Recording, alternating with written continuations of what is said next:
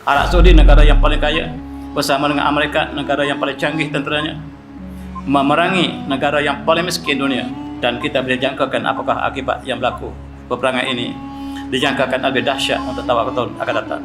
Kelaparan yang bakal dialami dunia ialah kelaparan yang tidak pernah dialami oleh dunia sebelum ini.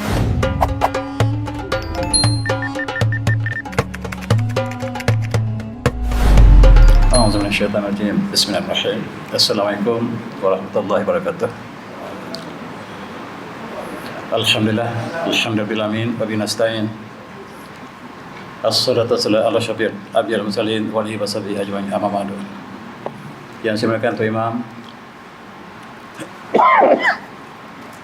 Tamusi, Tuan Bilal, muslim-muslimat, para jemaah yang dirahmati Allah sekalian, alhamdulillah. Untuk kuliah malam ini, marilah kita renungi tahun baru yang sedang kita hadapi dalam konteks selamat datang 2023 dan selamat tinggal 2022. Tajuk contemporary hanyalah untuk kita sama-sama renungi setahun telah berlalu, dan apabila tahun baru telah masuk, maka satu tahun lagi lah usia kita berkurangan. Kita mulakan dengan ayat surah Al-Baqarah. A'udzubillahiminasyaitonirrajim. وَلَنَبْلَنَّكُمْ بِشَيْءٍ مِنَ الْخَوْفِ وَالْجُوعِ وَنَقْصٍ مِنَ الثَّمَرَاتِ وَنَقْصٍ مِنَ الْأَمْوَالِ وَالْأَنفُسِ وَالثَّمَرَاتِ وَبَشِّرِ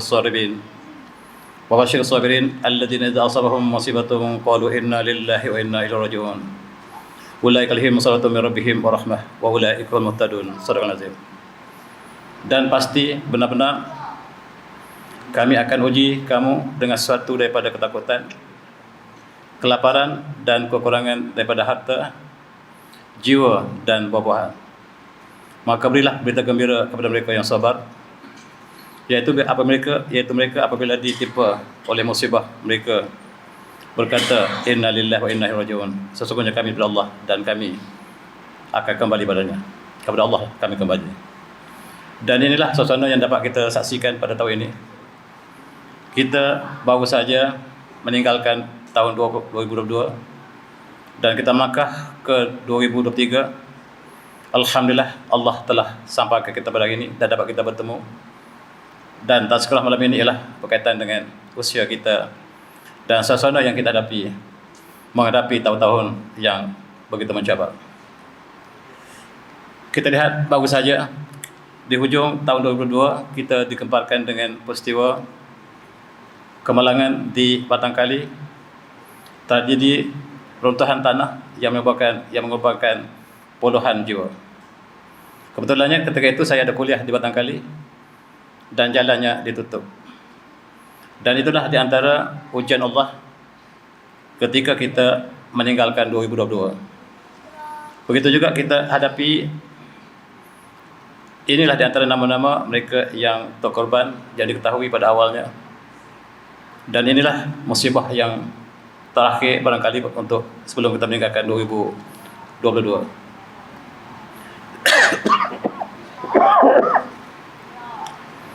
Maaf, saya selamat mengatakan bahawa ketika itu saya masih menggeletar, dan inilah di antara ujian yang Allah berikan kepada kita di akhir tahun 2022. Kemudian kita dikejutkan dengan banjir yang hebat melanda pada timur, yang lebih dahsyat daripada apa yang berlaku pada tahun 2014. Kita lihat bagaimanakah tumbuh-tumbuhan, tanaman telah musnah, dan inilah sebahagian daripada musibah yang Allah telah kena pada kita dan mereka yang sabar, yang Allah sebut tadi, alladzina qalu inna lillahi wa inna ilaihi raji'un. Kita lihat peristiwa ini menyebabkan 500,000 penduduk Thailand juga terlibat dengan kita. 500,000 penduduk Thailand, selatan Thailand, Thailand Siam telah mengalami peristiwa yang sama seperti kita. Itu pun dasar-dasar kerajaan Siam yang begitu ketat. Tidak ada penerbang balak sejak tahun 1898, tetapi bencana tetap datang. Oleh sebab itu kita lihat mereka juga telah merancang untuk membina terusan di sini, terusan di Segetengkera, barangkali untuk tujuan perdagangan, dan juga untuk mengurangkan banjir. Dan diharapkan banjir dapat dikurangkan dengan usaha ini. Dan inilah yang berlaku pada akhir-akhir tahun yang lepas. Begitu juga kita lihat harga barangan kita juga menjunam sebahagian pada ujian Allah. Dan kita lihat bukan saja kita tetapi sedunia telah mengalami perkara yang sama. Lebih lagi kita lihat inilah musim bulan Disember, iaitu musim solstice, di mana matahari duduk paling jauh daripada bumi. Kesejukan yang sangat-sangat dirasakan oleh negara yang ada 4 musim. Kita lihat Amerika yang sentiasa menceroboh negara-negara yang kecil dan negara sederhana. Dan ini senarai negara yang diceroboh oleh Amerika sejak Perang Dunia Kedua. Dan dia menjajah hampir seluruh dunia. Dan kali ini dia juga menerima bencana yang dahsyat. Kita mendapat berita bahawa di Amerika juga telah menerima apa yang disebutkan sebagai winter storm yang melanda seluruh Amerika. Bandar New York telah tertimbus oleh salji dan mereka menzalimi negara yang banyak.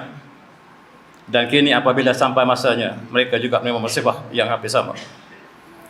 Hari pertama peristiwa ini berlaku, 50 orang telah terkorban dan masanya cukup bertambah hari demi hari. Inilah untuk kita lihat bahawa bencana Allah akan datang di mana saja. Dan pada hari yang pertama kita dapati bahawa mereka merayakan hari Krismas dengan kematian. Perkara ini jarang berlaku dan apa yang dikatakan di sini sebagai satu bencana yang menimpa negara yang superpower itu. Mereka telah menzalimi negara Syria umpamanya. Dan kita dapat perhatikan anak-anak Syria yang sedang kesejukan sekarang. Begitu juga di Afghanistan. Dan tahun 2023 inilah dijangkakan sebagai tahun kelaparan. Tak jelas ya?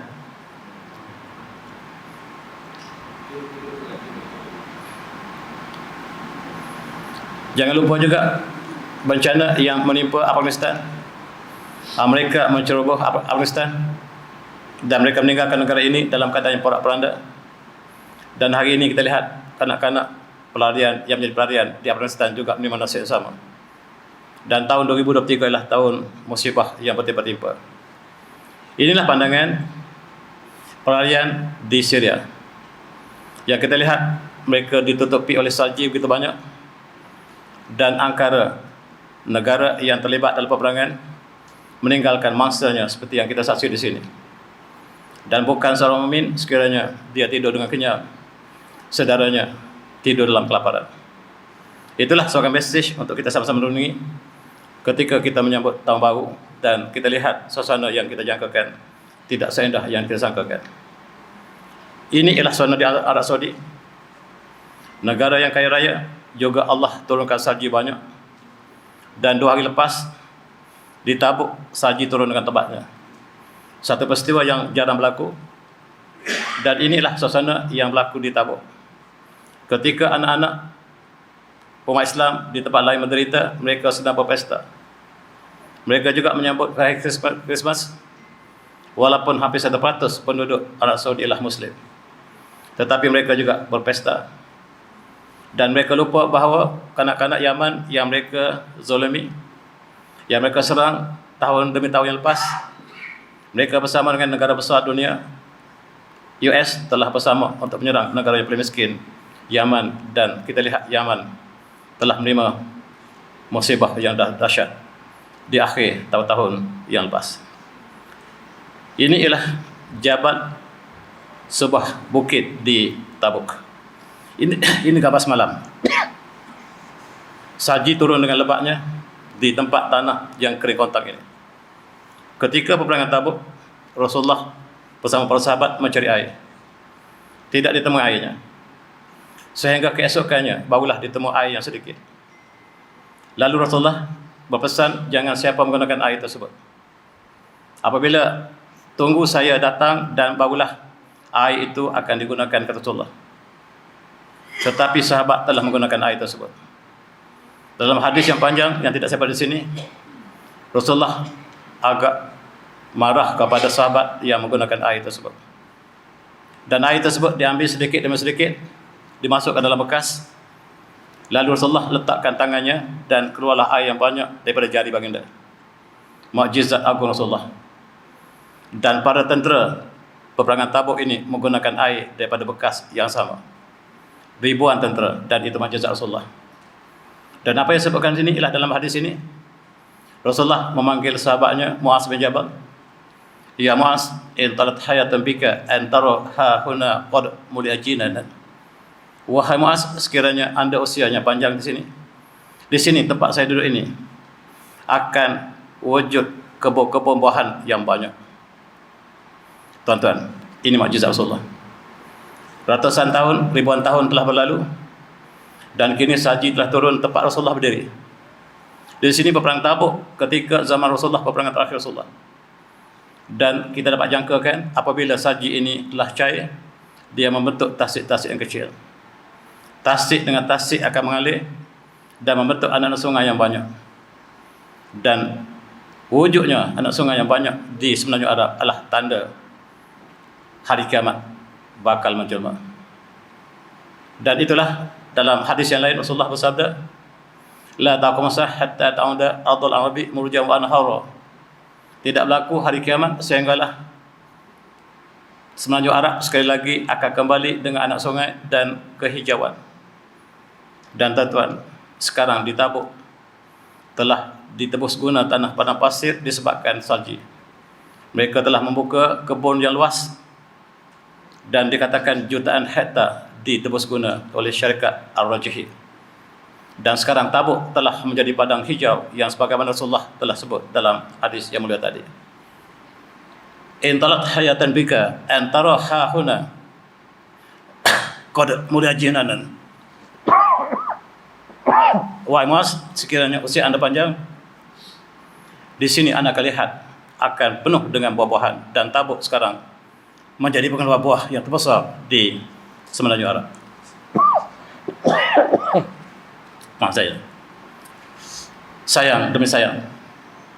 Buat pertama kali Saudi merayakan hari Christmas. Mereka adakan di pasar-pasar besar, di pasar-pasar raya.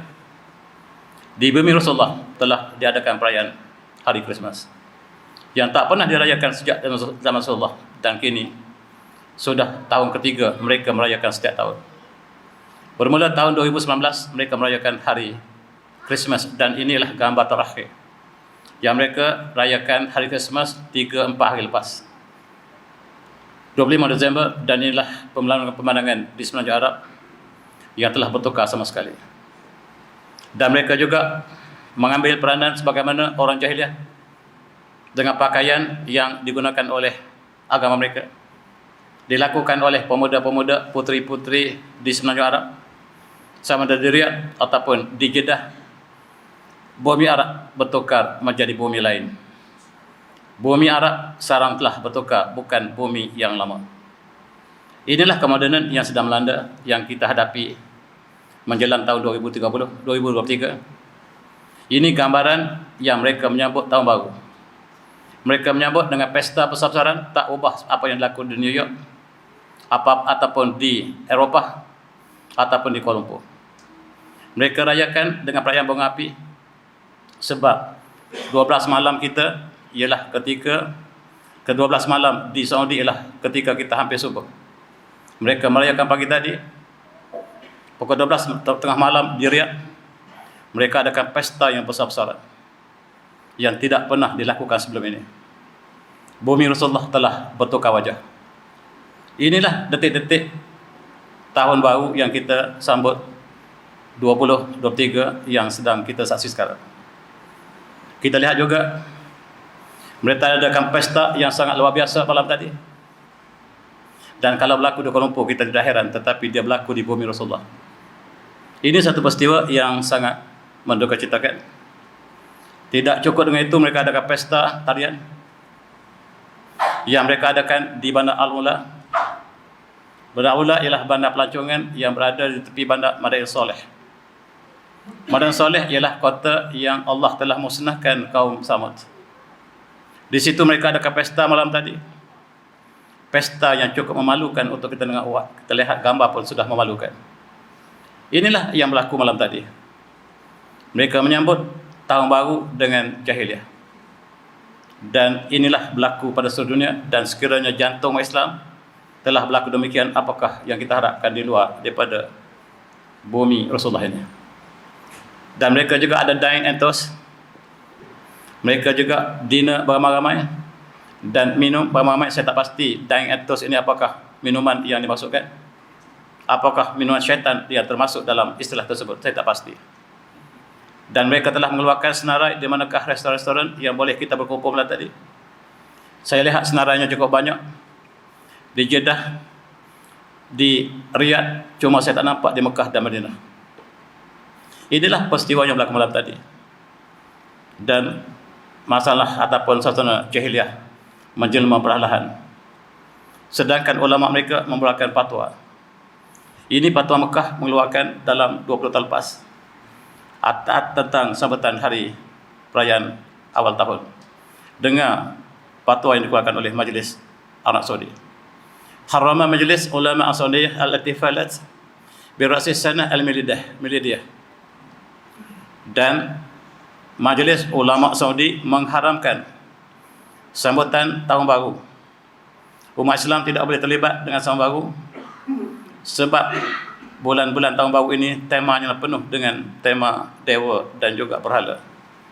Januari itu maksudnya Janus, Tuhan Janus yang mereka muliakan, yang kita tidak mengena-mengena dengan nama-nama ini. Itu sebabnya Kerajaan Saudi mengeluarkan fatwa yang cukup ketat, tetapi ini berlaku 20 tahun lepas. Sekarang telah dilakukan apa yang telah tidak dipatwakan. Fatwanya mengharamkan. Saudi mengharamkan sambutan seperti ini sebab sambutan jahiliah.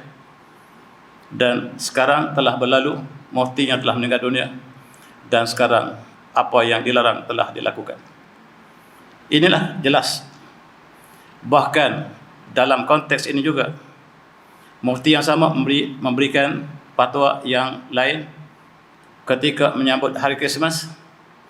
Tidak dibenarkan untuk membeli bunga merah ataupun wardah, disebut di sini sebagai wurud al-hamra, yakni bunga ros merah. Pada hari Krismas tidak boleh kita beli dan hadiah kepada orang yang kita sayang, tidak boleh, sama sekali haram.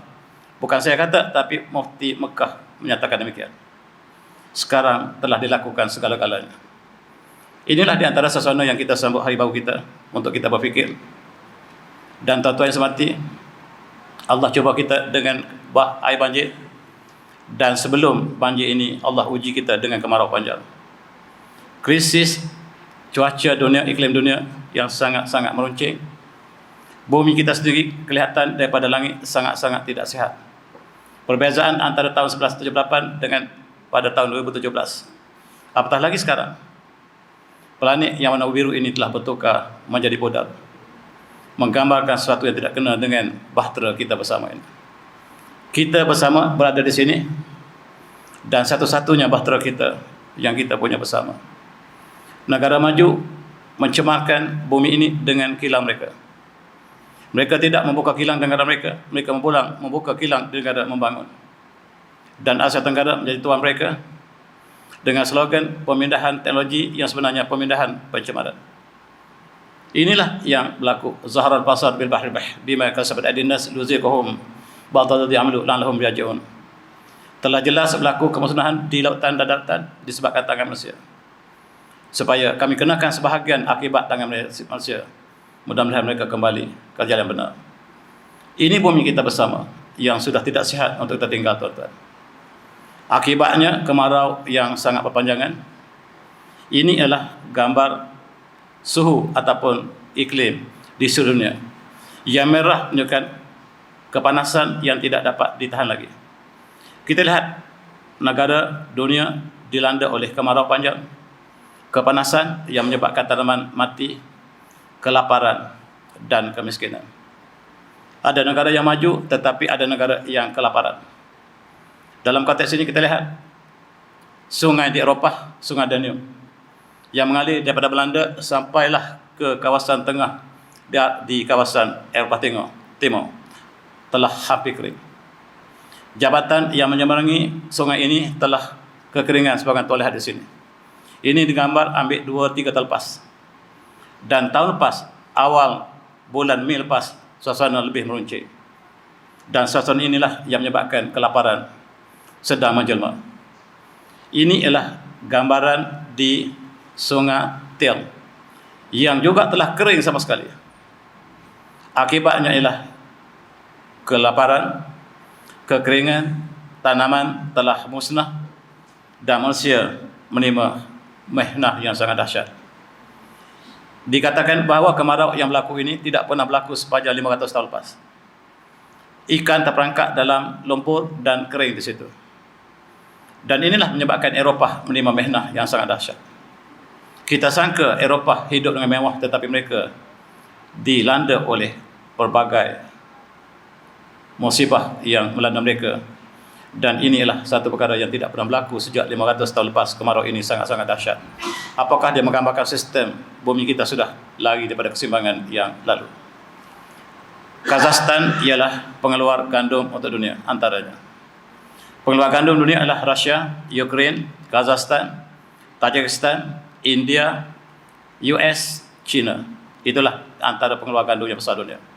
Tetapi apa yang berlaku di Kazakhstan? Sungai telah kering dan gandum telah hancur, tidak sempat berbuah, telah mati. Inilah akibatnya dunia mengalami kelaparan. Dijangkakan tahun 2023 ialah tahun yang menuju kelaparan, sebagaimana yang digambarkan oleh bangsa-bangsa bersatu. Ini Sungai Porat. Pada tahun 2006 kita lihat Sungai Porat dipenuhkan oleh air. Tetapi pada tahun 2009, apatah lagi sekarang, sebahagian besar daripada selembangan sungai Tigris Euphrates telah kering. Sehingga kita lihat bangunan yang terpendam di bawah sungai ini telah ditemui. Sungai ini telah menimbuskan satu tamadun yang lepas. Sekarang tamadun itu telah ditimbus, telah terbuka. Apakah sebab yang berlaku demikian? Kemarau antaranya. Dan yang kedua ialah angkara Turki yang membina empangan yang besar di Stanley Alpha. Di Stanley Alpha ini disebut sebagai Atatürk Dam, disekaknya sungai Tigris. Dan air yang sepatutnya mengalir ke Iraq, Jordan dan negara di bawah telah dialih ke kawasan pertanian Turki, menyebabkan gandum Turki sangat-sangat subur daripada air ini. Tetapi negara yang terlibat merana disebabkan angkara apa yang dilakukan oleh empangan yang besar ini. Bukan saja untuk elektrisiti, tetapi juga untuk pertanian yang dialihkan sepenuhnya ke Konya dan kawasan-kawasan pertanian besar di Turki. Tetapi Turki tidak pernah mendengar rayuan negara yang terlibat, Iraq, Jordan, Syria. Tuan-tuan, kita ingat kenal apa yang berlaku di Yaman. 30 juta manusia dalam kelaparan, disebabkan oleh kemarau yang kita masukkan tadi, disebabkan oleh penyakit, oleh sebab lokus, bilalang yang datang dan memakan tanamannya. Dan lebih dahsyatlah peperangan. Lebih dahsyatlah peperangan yang berlaku di Yaman. Mereka kelaparan dan inilah suasana yang dapat kita saksikan. Di Yaman bukan saja tidak ada makanan, tetapi air pun sukar untuk didapati. Binatang kelihatannya mati, manusia juga demikian, dan mereka merintih. Dan apakah sikap kita, negara yang sangat-sangat kaya ini? Malaysia diistilahkan oleh WHO negara yang paling obes di Asia Tenggara. Maksudnya kita lah mewah makanan. Malaysia adalah negara yang paling obes di Asia Tenggara, menggambarkan kita lah negara yang paling banyak makanan. Dan kita ingat saudara kita yang kelaparan, dan kita lihat peperangan yang berlaku di Yaman. Apa yang berlaku, apa yang mereka dakwa ialah mereka perangi kelompok Syiah yang mereka sebut sebagai Houthi. Yang mati ialah Syiah dan Sunni. Itulah yang berlaku. Arab Saudi negara yang paling kaya bersama dengan Amerika, negara yang paling canggih tenteranya, memerangi negara yang paling miskin dunia, Yaman. Dan kita boleh jangkakan apakah akibat yang berlaku pada negara yang sangat derita sekarang ini. Mereka kelaparan. Ini suasana biasa di Afrika. Bukan saja di Sudan, tetapi negara-negara lain juga mengalami masalah yang sama, kelaparan yang sedang menjelma. Al-Maja'ah fi Tariq kelaparan dalam perjalanan untuk masuk ke tahun 2023. Selain pada peperangan yang berlaku di setiap tempat, di Ukraine, di Turki, di Iran, di Taiwan, dan peperangan ini dijangkakan lebih dahsyat untuk tahun akan datang. Dan kita lihat 2/3 daripada Sudan juga menerima akibat kelaparan yang sangat-sangat dahsyat yang dikeluarkan oleh Badan Bangsa Bersatu mengatakan bahawa Sudan adalah antara negara yang akan menerima mehna kelaparan. Belum berlaku tetapi dijangkakan demikian, dan itulah yang dinyatakan oleh WHO dan juga Badan Bangsa Bersatu. Dan mengikut Setiausaha Bangsa Bersatu mengatakan bahawa kelaparan yang bakal dialami dunia, lebih lagi di Afrika, ialah kelaparan yang tidak pernah dialami oleh dunia sebelum ini. Sebelum ini kita lihat kemarau yang berlaku sekarang sudah berlaku pada masa yang sangat lama ketika zaman Fir'aun, dan berulang kembali, supaya kita ambil iktibar apakah yang kita lakukan di atas bumi Allah ini. Apakah kita hias bumi Allah ini dengan hukum Allah ataupun sebaliknya. Mari kita sama-sama bermuhasabah menjelang tahun baru yang mulia ini, tuan-tuan. Ini ialah saudara di Arab Saudi. Mereka sangat mewah. Dan 2 orang makan satu talam yang besar. Ini di Dubai. Tahun lepas mereka adakan pesta makanan. Satu timbul makanan yang boleh makan 50 orang. Mereka hanya makan berdua. Dan selebihnya dibazirkan.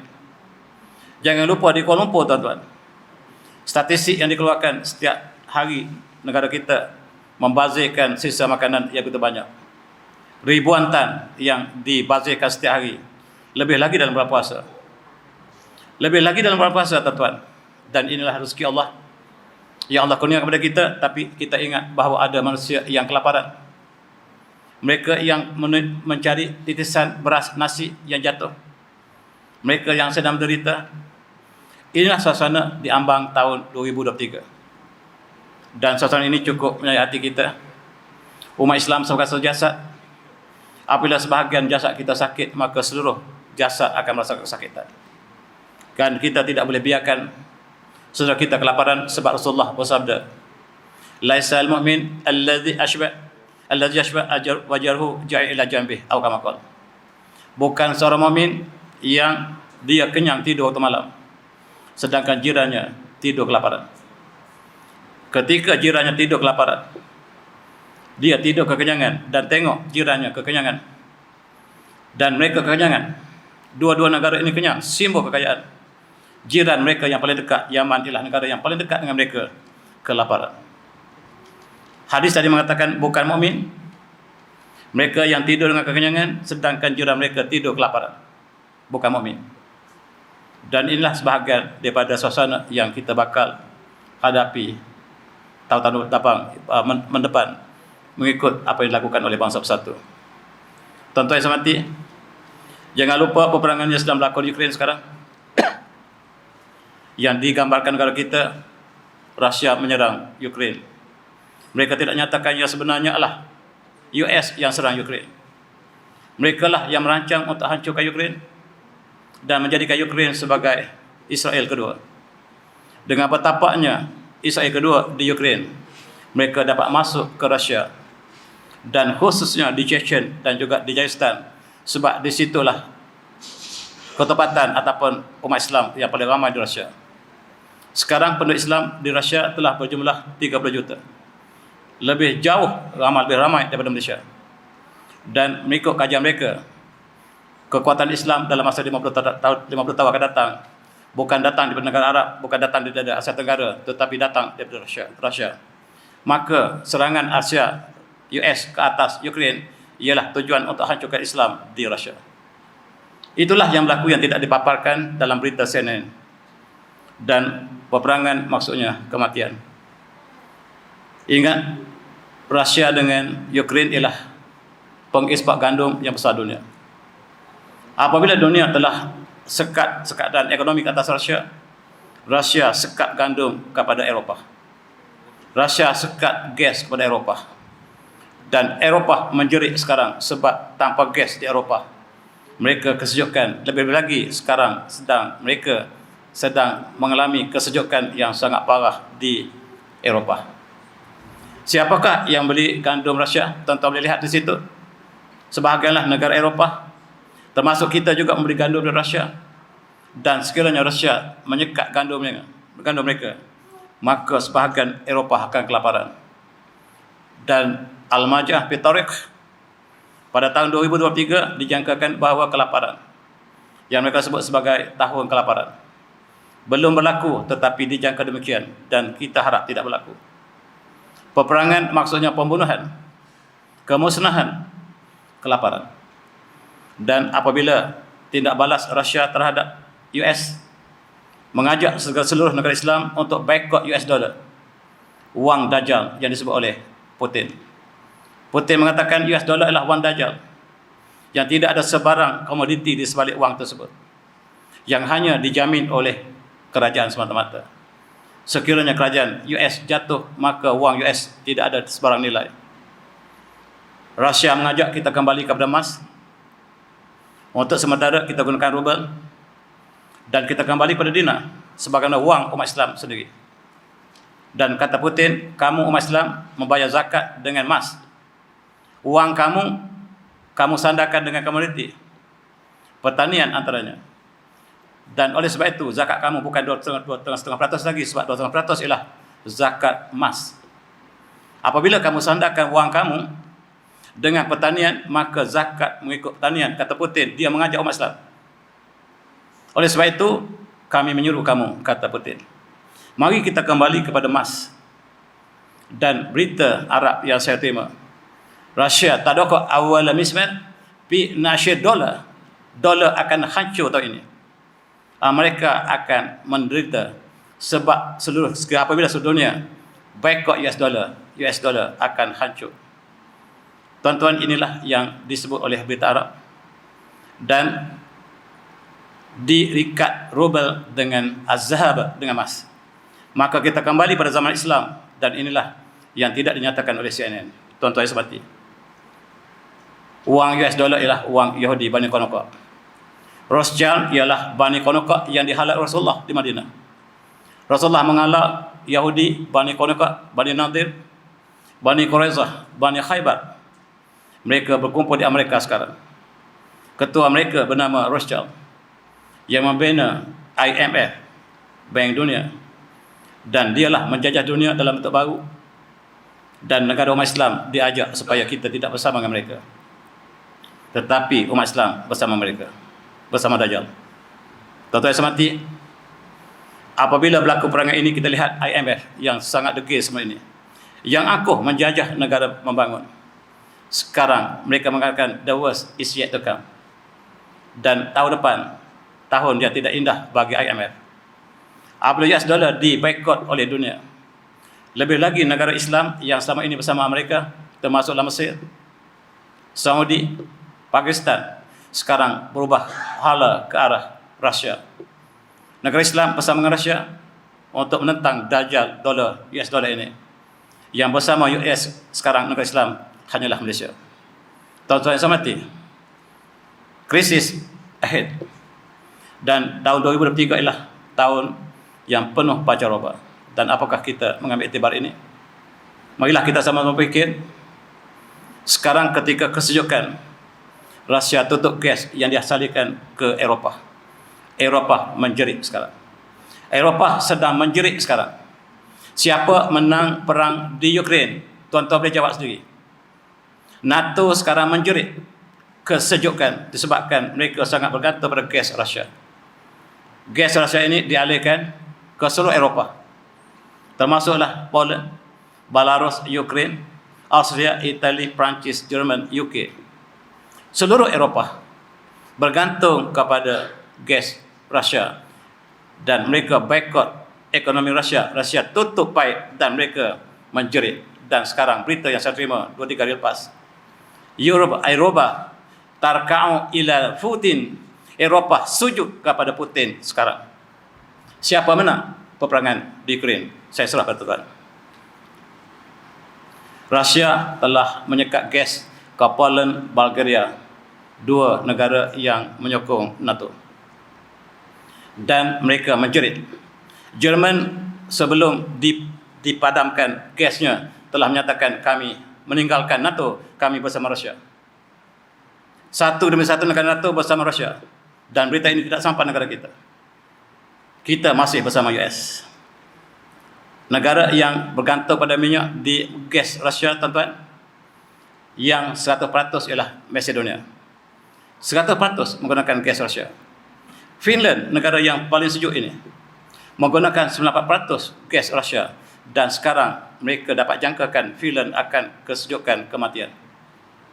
Makanan yang tidak mencukupi, kesejukan yang sedang menggigit sekarang, dan mereka merayakan Christmas dalam keadaan yang sangat dahsyat. Bulgaria, Slovakia, Jerman telah angkat tangan dan menyatakan kami tidak sanggup untuk ditutup gas dan kami bersama Rusia.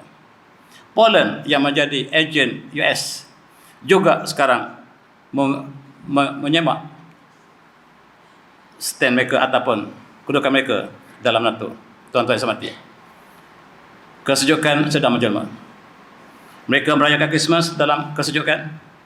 Eropah tiba-tiba dilanda sebagaimana Amerika dilanda oleh apa yang mereka sebut sebagai Arctic Blast yang telah menutup Eropah dengan salji. Mereka kesejukan, jalan raya terputus, dan kesejukan di mana-mana apa yang mereka sebut sebagai Arctic Blast.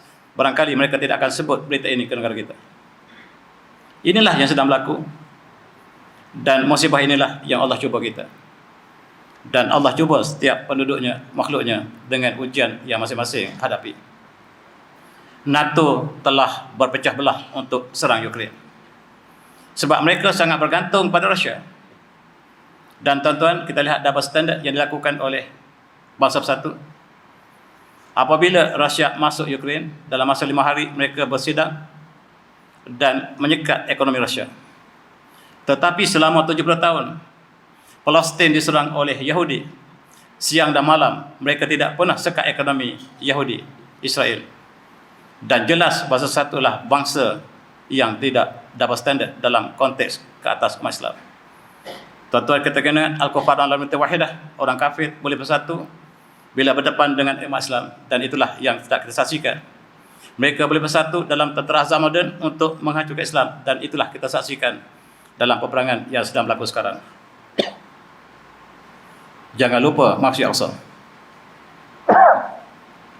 Masjid Al-Aqsa tanpa diserang berkali-kali, dan Palestin, tempat duduknya Masjid Al-Aqsa, telah hilang namanya. Palestin sudah tidak ada dalam peta dunia, yang adalah Israel. Dan itulah nasib yang sedang dialami oleh umat Islam di Palestin. Di situnya terletaknya Masjid Al-Aqsa, kiblat kita yang pertama, tuan-tuan sekalian. Pada bulan April, mereka menceroboh Masjid Al-Aqsa sebagaimana tuan lihat. Ketika mereka merayakan Passover, mereka merayakan perayaan Yahudi mereka, Passover. Dan mereka membunuh umat Islam. Setiap kali mereka menyambut perayaan mereka adalah ada saja yang mereka lakukan pada umat Islam di Palestin. Dan pada April, mereka lakukan serangan ke atas Masjid Al-Aqsa.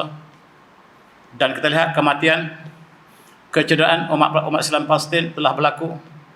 Ketika umat Islam sedang bersujud pada bulan Ramadan, mereka juga menceroboh. Umat Islam diceroboh berkali-kali terlepas. Mereka ceroboh bulan April, mereka ceroboh sekali lagi bulan Mei. Bulan Mei lah bulan hari raya kita. Hari raya kita, mereka menceroboh umat Islam yang sedang bersolat di Masjid Al-Aqsa. Dan tuan-tuan, kita sangka negara Arab Islam bersama dengan Palestin, tetapi tidak. Mereka tidak bersama dengan Palestin. Mereka bersama dengan Israel. Sekarang negara yang telah mengadakan hubungan normalisasi yang mereka sebut semakin bertambah, yang dipropori oleh UAE, kemudian Mesir, Jordan, Oman, Sudan, dan saya dipahamkan Morocco juga. Dan mereka juga merancang untuk Qatar, yang tempat pertandingan World Cup baru ini. Juga tujuan diadakan di Qatar ialah dalam tujuan yang sama. Mereka ingin menunjukkan pada dunia bahawa seluruh negara Arab bersama Israel. Itulah mesej yang mereka tunjukkan dalam World Cup yang lepas. Dan mereka ingin tunjukkan bahawa Qatar juga bersama dengan Israel. Tuan-tuan, Qatar belum ada hubungan dengan Israel, kecuali hubungan dagang. Dan mereka ingin pertingkatkan satu lagi tahap hubungan mereka dengan Qatar. Walaupun Qatar adalah negara Islam, tetapi mereka ingin menunjukkan pada dunia bahawa seluruh negara Arab bersama dengan Israel. Itu mesej dalam World Cup yang baru berlalu akhir tahun lepas. Kita lihat, inilah negara, Qatar ialah negara pertama umat Islam yang menjadi host kepada World Cup. Apakah mereka tujuan sebenarnya? Tujuan sebenarnya ialah untuk, sebagaimana yang disebut oleh Presiden FIFA, penerbangan di antara Qatar dengan Israel akan bermula pada hari perlawanan. Tujuannya bukan bola sepak, tuan-tuan. Tujuanlah politik yang mereka sembunyikan. Pada hari itu juga mereka cadangkan 30,000 penonton Israel akan datang ke Qatar dan menyaksikan bola sepak, sedangkan Israel tidak termasuk dalam jadual pertandingan. Perancangan mereka ialah untuk sampaikan 30,000 penduduk pemuda Israel untuk datang menyaksikan World Cup. Mereka ingin tunjukkan bahawa dalam stadium itu penuh dengan bendera Israel. Itulah maksud mereka. Dan mereka ingin tunjukkan bahawa penduduk Israel dengan penduduk Qatar sedang bekerjasama ke arah normalisasi. Tetapi apa yang mereka rancang tidak berlaku. Satu contoh ialah bila pemerintah Israel naik pakcik ini, taksi pakcik ini, tuan daripada mana? Saya daripada Israel. Taksi berhenti tiba-tiba dan tuan keluar daripada taksi saya. Walaupun kerajaan sudah mengadakan hubungan dagangan Qatar dengan Israel, tetapi rakyat tidak bersama kerajaannya. Rakyat Qatar tidak bersama kerajaannya. Ketika Saudi sedang merancang normalisasi dengan Israel, penduduk Saudi tidak bersama dengan kerajaan mereka. Mereka boikot Israel, termasuklah Tunisia. Setiap kali pertandingan bola sepak yang ada negara Islam, bukan bendera Morocco yang dipamerkan, tetapi bendera Palestin. Palestin yang menang. Dan kita lihat bagaimanakah setiap pertandingan yang terlibat negara umat Islam, sama ada Tunisia ataupun Saudi ataupun Morocco, mereka bawalah bendera Israel. Dan mereka mengatakan Israel doesn't exist. Dan negara yang anda sebut Israel itulah Palestin. Inilah reaksi kepada penduduk dan apa yang mereka cadangkan supaya setiap penduduk mesra dengan Israel dan menyelesaikan penyelesaian two-state solution. Israel merampas bumi Palestin. Sebagai penyelesaiannya, apa yang di bawah Israel diiktiraf oleh Palestin, dan bumi yang masih dipunyai oleh Palestin diiktiraf oleh Yahudi.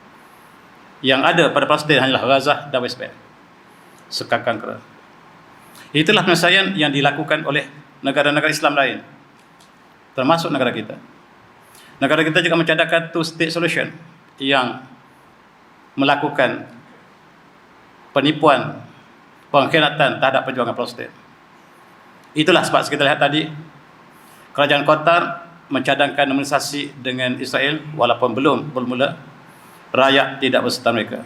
Rakyat Saudi tidak bersama kerajaan mereka. Rakyat Morocco tidak bersama kerajaan mereka. Dan barangkali juga rakyat Malaysia tidak bersama kerajaan mereka dalam konteks Palestin. Tuan-tuan, pada malam final World Cup, ada kumpulan pemuda yang ramai jemput saya buat ulasan bola sepak. Pertama kali saya buat ulasan bola sepak. Argentina lawan Perancis. Mereka tanya saya, apakah ramalan saya? Saya kata, Palestin 1, Israel 0. Keputusan yang sebenarnya ialah Palestin menang dalam pertandingan World Cup. Tak kisah siapa menang World Cup, tetapi Palestin telah menunjukkan kesatuan ummah Islam, menunjukkan bahawa mereka bersama Palestin, bukan bersama dengan Qatar. Inilah yang ditunjukkan oleh bola sepak dunia. Tuan-tuan, kita juga sangat bimbang apa yang berlaku di antara Iran dengan Israel, dan Iran telah memberi amaran untuk menghancurkan Tel Aviv. Dan tahun 2023 ini, pada tahun lepas kita lihat Iran telah menyerang Israel, bukan di Tel Aviv tetapi di Iraq. Rupa-rupanya Iraq telah menjadi base kepada Yahudi. Kita tidak pernah tahu, rupa-rupanya selepas kematian Saddam Hussein, Iraq telah menjadi base Yahudi. Sekarang kita tahu apabila dilancarnya serangan oleh Iran terhadap Iraq, maksudnya menyerang Israel. Jangan lupa Iran sedang berdepan dengan Israel. Peperangan akan meletus bila bermasa, dan peperangan maksudnya kematian, kehancuran, dan masing-masing menegakkan kebenaran masing-masing. Tuan-tuan, jangan lupa apa yang berlaku di Taiwan sangat rapuh. Taiwan ialah bekas bumi China yang telah terpisah. Walaupun ada autonomi, tetapi apabila Amerika yang sekarang masuk ke Taiwan, maka China mengisytiharkan perang ke atas US. Dan peperangan ini tidaklah berhenti di situ, dan kita jangka ke Asia Tenggara tidak akan tenang. Walhamdulillah. Tuan-tuan, jangan lupa juga, sebagaimana Taiwan ialah bekas negara China, demikian juga Ukraine adalah bekas negara Soviet Union. Ukraine itu bekas negara Soviet Union yang diingin ambil kembali negara mereka. Sebagaimana Kuwait adalah sebahagian daripada negara Iraq, yang Saddam Hussein ingin mengambil Kuwait sebahagian dari negaranya, yang satu masa dulu namanya pelabuhan kepada Iraq. Tetapi Saddam Hussein telah dijatuhkan oleh Amerika. Sekarang mereka mengadakan skrip yang sama untuk Taiwan, dan oleh sebab itu kita lihat peperangan yang bakal meletus di Taiwan ini sangat menakutkan. Tuan-tuan, jangan lupa saudara kita di Turki, perjanjian apa yang mereka sebut perjanjian Lausanne, disebut dalam bahasa Arab Lausanne. Perjanjian Lausanne telah tamat malam tadi. Apakah perjanjian Lausanne ini? Perjanjian ini adalah perjanjian apabila kita kalah, Kerajaan Osmaniyah telah kalah kepada tentera Ahzab Modern yang dipimpin oleh British, Perancis, Amerika, Rusia dan seluruh Eropah. Maka negara Islam telah kalah. Islam telah kalah, maksudnya negara Osmaniyah telah kalah. Mereka telah membahagikan negara Osmaniyah yang luas ini kepada negara yang menang. Palestin diserahkan kepada British. Negara Syria diserahkan kepada Perancis. Morocco dan juga Libya diserahkan pada sebahagian daripada negara mereka. Termasuklah Turki yang besar ini ataupun Osmaniyah yang besar ini dipecahkan dan diberi Osmaniyah hanyalah Turki yang ada sekarang. Turki yang ada sekarang ini sangat kecil, tuan-tuan, berganding dengan satu masa dulu Osmaniyah meliputi 3 buah benua, Asia, Eropah dan Afrika. Dan apabila kita kalah dalam Perang Dunia Pertama, dia kecilkan negara Islam ini yang hanya tinggal Turki moden hari ini. Dan perjanjian demi perjanjian dilakukan oleh orang menang atas orang kalah. Dan perjanjian ini perjanjian yang tidak ada keadilan sama sekali. Dan negara yang diberi kepada Turki hanyalah yang ada sekarang. Sedangkan Osmaniyah adalah negara yang sampai di Balkan, sampai di Afrika, sampai di Eropah. Itulah negara Osmaniyah yang dipecahkan oleh tentera Ahzab Modern. Dan dalam perjanjian terakhir, perjanjian Lausanne yang berlaku pada tahun 1923, perjanjian yang valid untuk 1 tahun ini telah berakhir. Apakah dunia akan sanggup untuk menyerahkan kembali bumi ini kepada Turki? Tidak mungkin. Bumi yang besar ini apakah akan kembali pada Turki? Sebab perjanjian telah tamat malam tadi. Pukul 12 di Turki malam tadi telah tamat perjanjian ini, dan sekarang boleh dirunding kembali apakah yang terkandung dalam Trinity Lausanne itu. Tuan-tuan, di antara perkara yang berlaku dalam perjanjian ini ialah sempadan Turki Syria, Turki atau Osmaniyah sampai ke Iran, tuan-tuan. Sempadan Turki Yunani juga sebahagian daripada Osmaniyah. Dan pulau-pulau di antara di Mediterranean juga diserahkan kepada tentera Ahzab. Dan sekarang, tuan-tuan, perjanjian telah berakhir. Turki berhak mengambil kembali wilayah asalnya. Tetapi apakah dunia bersedia untuk menyerahkannya? Dan tidakkah kita dapat bayangkan peperangan akan menjelma? Walhamdulillah.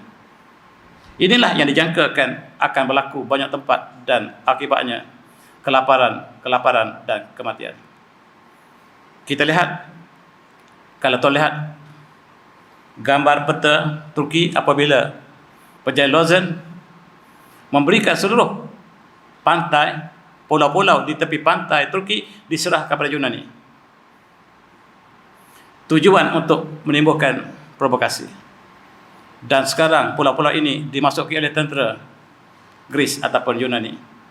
Bukan tentera Yunani tetapi tentera dunia seluruhnya bersama dengan Greece untuk menentang Turki. Dan Turki ialah anggota NATO. Oleh sebab itu konflik yang berlaku di sini sangat-sangat menakutkan. Sebab perjanjian telah tamat malam tadi. Dan apakah ini tandanya satu kebangkitan Turki daripada negara sekular yang diasaskan oleh Ataturk akan kembali kepada negara Islam yang sebenarnya atau tidak, dan kita berdoakan supaya kebaikan akan berlaku di situ. Sekurang-kurangnya Turki ingin kawasan yang sebesar ini.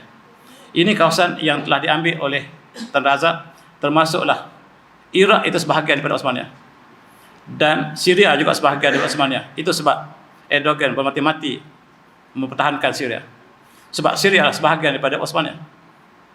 Dan Balkan yang telah jatuh ke tangan komunis ialah sebahagian daripada negara Osmania. Negara Afrika ialah sebahagian negara Osmania yang telah kehilangan, dan mereka boleh berbincang di peringkat antarabangsa tentang Perjanjian Lausanne yang telah tamat, dan tentulah dunia tidak bersama Turki. Tuan-tuan, kita dapat bayangkan tahun 2023 tahun penuh cabaran. Tengok tuan-tuan, pantai, pulau yang dipunyai oleh Turki di tepi pantai Turki diberikan pada Greece. Seperti Pulau Perhentian, Pulau Pangkor diserah pada China. Apakah kita dapat bayangkan? Dan itulah yang dapat kita bayangkan. Perjanjian Lausanne ini memberikan pulau-pulau Perancis, pulau-pulau Turki kepada Yunani. Dan Cyprus antara pertikaian yang tak pernah tamat dalam perjuangan Turki dengan tentera Azab. Itulah yang sedang berlaku. Apakah yang berlaku pada Turki pada tahun 2003? Sangat-sangat menakutkan. Apakah New Ottoman Empire akan kembali? Apakah Khalifah akan kembali? Dan inilah persoalan-persoalan yang tidak dapat kita jawab. Lebih-lebih lagi tuan-tuan, konflik yang berlaku di Laut Hitam. Ingat, Ukraine berada di atas, Rusia di atas, dan jalan masuk ke arah Laut Hitam hanyalah daripada Selat Bosporus.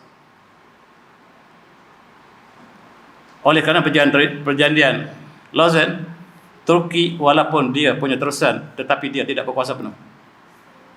Sekarang Turki selepas 2023 mereka merancang untuk membina satu terusan lain, terusan di kawasan Istanbul. Dibina satu terusan baru yang menyebabkan Istanbul menjadi pulau. Tetapi terusan ini akan dipunyai oleh Turki 100%.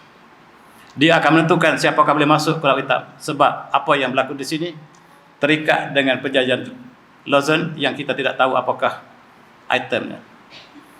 Tuan-tuan, Allah berikan satu rezeki yang besar kepada Turki dengan penemuan petroleum yang sangat besar di Laut Hitam. Dan yang setakat ini ditemui mengikut Turki sendiri, dia ada reserve sebanyak 320 bilion cubic meters. Satu simpanan yang sangat besar untuk ekonomi akan datang. Dan apakah Turki akan aman sekiranya minyak ini tidak dikongsi dengan negara Azab, sebagaimana yang berlaku di Saudi dan negara lain? Dan apakah penemuan ini akan overshadow Saudi sebagai penemuan minyak terbesar dunia? Apakah Turki bakal mengambil alih? Semuanya persoalan ini menyebabkan kawasan ini tidak tenteram, tidak aman sebagaimana yang kita sangkakan. Dan inilah antara cabaran tahun 2023. Dan sekarang Turki telah hantar kapalnya untuk mencari gali minyak di kawasan yang dimaksudkan tadi. Kapal Patih telah dihantar kapal untuk cari gali sekaligus kapal perang. Inilah yang sedang berlaku tuan-tuan. Dan kita baca sekali lagi ayat yang kita baca tadi. A'udzu minasyaitonir rajim. Wa lanabluwannakum bisyai'in minal khawfi wal ju'i wa naqsin minal amwali wal anfusi was samarat wa bashshirus sabirin alladzina idza asabahum musibatun qalu inna lillahi wa inna ilaihi raji'un. Inilah yang dapat kita gambarkan suasana yang sedang kita hadapi sekarang. Musibah demi musibah yang sedang kita gambarkan tadi Dan kita berdoa supaya Allah selamatkan kita daripada semua bencana yang kita gambarkan tadi. Tetapi worst come to worst, maka apakah kita sudah bersedia dengan apakah yang kita gambarkan tadi? Bahkan suasana yang sebenarnya jauh lebih dahsyat daripada apa yang kita paparkan di sini. Marilah kita sama berdoa di ambang tahun baru ini supaya Allah lindungi kita daripada segala bencana. Mudah-mudahan kita umat Islam akan bersatu kembali, dan umat Islam tidak pernah ada sempadan, dan umat Islam ialah satu jasad sama. Sakit di sana, kita sakit di sini, dan kita sama-sama satu jasad, satu akidah, dan satu keluarga yang sama. Dan saya sudahi dengan wabillahi taufiq. Assalamualaikum warahmatullahi wabarakatuh. Tasbih.